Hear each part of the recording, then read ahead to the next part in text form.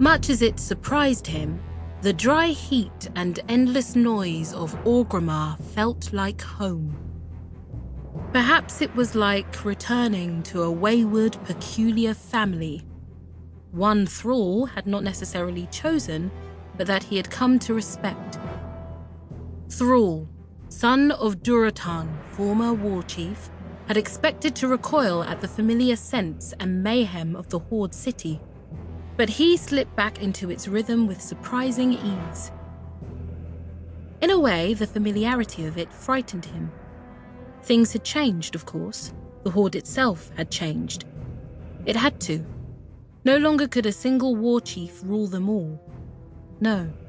Like a strange family, the Horde had grown, suffered, expanded, retracted, and finally, he thought, they were beginning to find their feet not as different nations united by a single voice, but as a chorus of strong voices raised as one.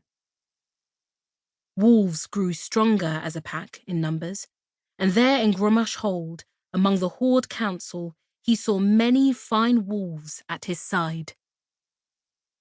"Do not fear this," he thought, gazing around at those assembled.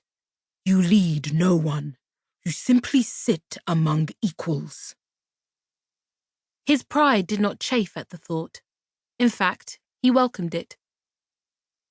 Thrall placed his hands on his knees, leaning forward as two young Tauren braves giving report in the centre of the rotunda finished recalling their tale. They had sighted two dark ranger spies on a ridge in the Northern Barrens, and after alerting a senior patrol in the area, the rangers were tracked and captured.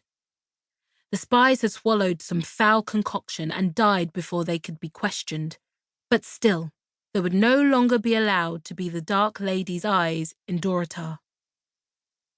A smattering of applause went around the room, and the two braves stood tall, puffing out their furred chests and holding their spears straight.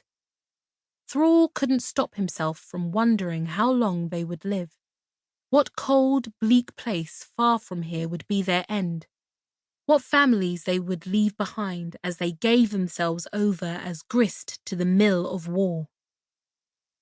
No. No. They were putting a stop to all of that. That was the purpose of the council, to eschew the bloody whims of one in favour of more tempered policies. And while many still flinched at their mere mention of the armistice, Thrall thought it a reprieve the Horde sorely needed. "Well done!" Lorthamar Theron called to the two braves. The leader of the Blood Elves, with his long pale hair, scarred and dead left eye, and painstakingly groomed beard, raised a chalice. "Bravely done! A toast to these fine soldiers of the Horde! Loktar! Loktar!"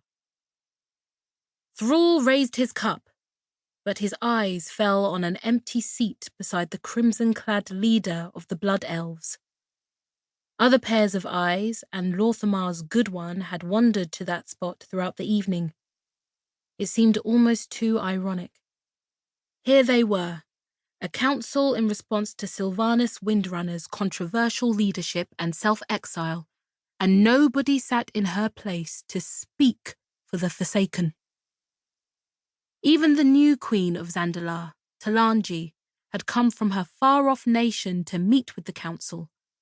She sat almost exactly across from Thrall, in the circle of chairs making up the council in the hold, and she had said little so far. Something, he knew, that was uncharacteristic of the brash young queen. Beside her, nearest to the entrance, sat the also newly risen trade prince of the Bilgewater cartel, and while Gazlo might have been diminutive in size, he had made his larger-than-life presence known throughout the day's reports, discussions, and disagreements.